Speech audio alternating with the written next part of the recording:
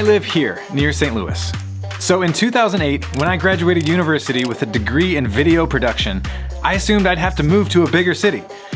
Let's be honest, Los Angeles, to find a job. Because if you're gonna be serious in the film industry, you've gotta work in Hollywood, right? Well, there was a problem. I had just met this girl. We officially started dating, and I really liked her. So, okay, before I make the leap to Hollywood, I'll check the local job scene. And that's when I noticed a goofy little website called VAT19, who was looking for someone to write, shoot, act in, and edit videos about curiously awesome products. Purveyors of curiously awesome products. I could use some experience and not do a long-distance relationship.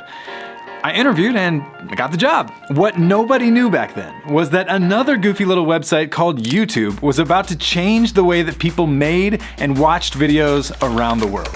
I'm in demand.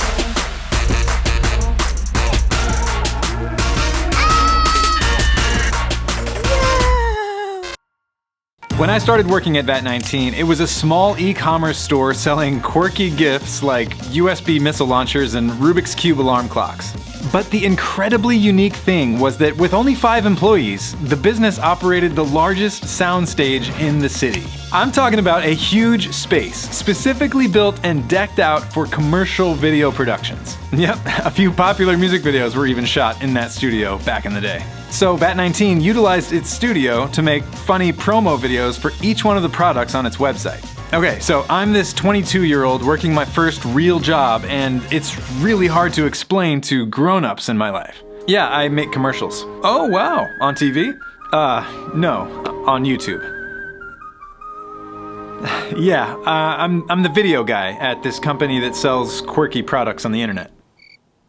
So how do you make money? It was especially awkward trying to explain this new job to Jess's family because, of course, I wanted to seem responsible and mature. But no matter how I described it, it sounded like I worked for Willy Wonka. The early years at VAT19 were fast-paced.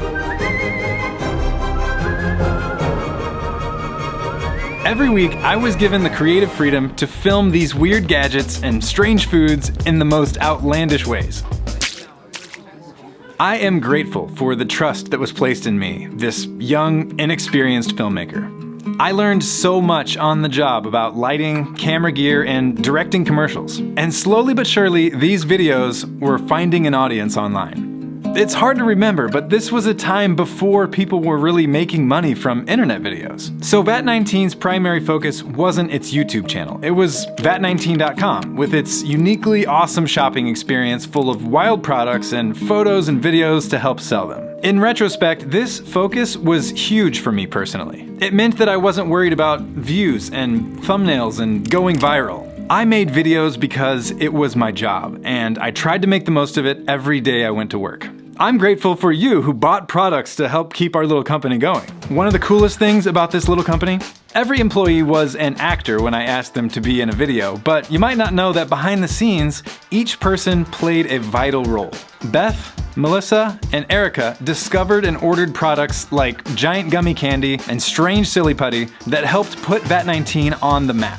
Donna, Kristen, and Sarah worked tirelessly to ship out orders, which was an increasingly monumental task at Christmas time each year. My friends Joey and Gus got hired, which leveled up the awesomeness of our videos. And of course, Jamie was the captain of the ship, or as he would say, the evil boss.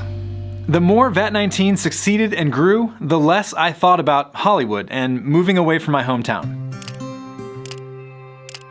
By 2010, Jess and I were getting married and thinking of starting a family. It wasn't as if my career ambition had faded or I gave up on my dream of making movies. Totally the opposite. I was more and more excited to help build a new kind of company. We were accidentally among the first professional YouTubers. This was uncharted water, but it was exciting because the creative possibilities felt limitless. Come play with me.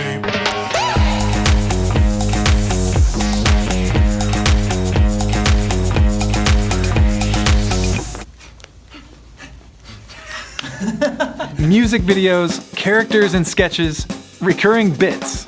More views on YouTube meant more people shopping at VAT19, which meant we had to make more room for the whole shipping operation. I shot this footage one day on my lunch break, standing in the VAT19 parking lot and just feeling the significance of our little company physically growing.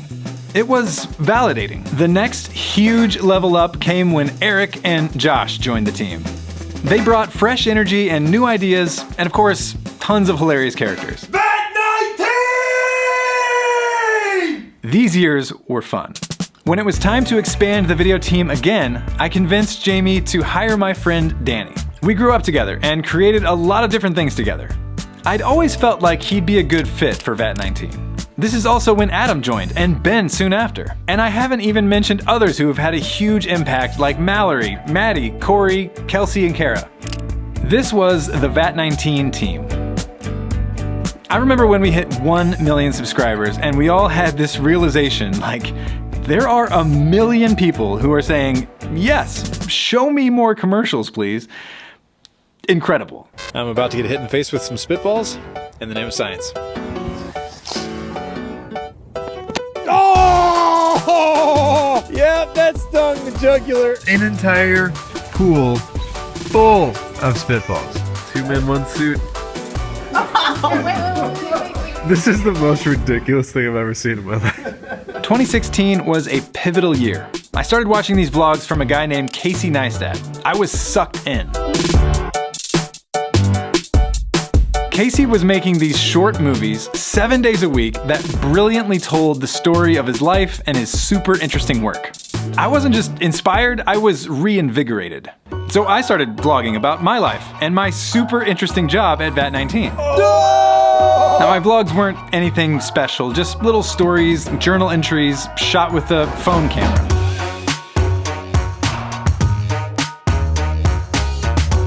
This makes me king of Candyland. I had Carolina Reaper powder on an empty stomach. I uploaded these videos to my personal YouTube channel as behind-the-scenes content for VAT19 fans, and I was blown away at how many of you guys watched and subscribed. This was all just reaffirming that I was doing what I was meant to do. Telling stories, entertaining, connecting with people, creating. That awkwardness of explaining my job that I felt in the early years was completely gone. Making YouTube videos wasn't a strange fringe career anymore. I didn't need to move up to Hollywood someday and get a legitimate job. I was part of this brand new industry, wide open with possibilities and totally accessible to people everywhere. There it is! The world's largest bath bomb, dirt cake, and Jell-O cup. And of course, the Hidden in Plain Sight series. These might be my favorite years at VAT19. But there was a problem, and it was becoming more apparent every day. By this time, I was in full-on dad mode.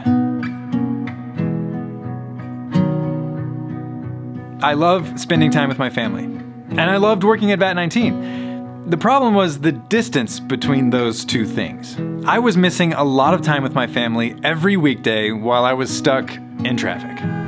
Not moving. It really started to sink in that the time I have with these kids is short. And no matter my ambitions, my role as dad is the most important. So I made up my mind. I'm going to take a huge risk and build a different future. It's true. We quit VAT19. Leaving VAT19 was one of the hardest decisions I've ever had to make, let alone the fact that it happened in the middle of a pandemic.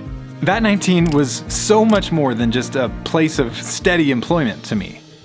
This was my home away from home, and I have too many incredible memories to count. I'm just glad that most of them are captured on video.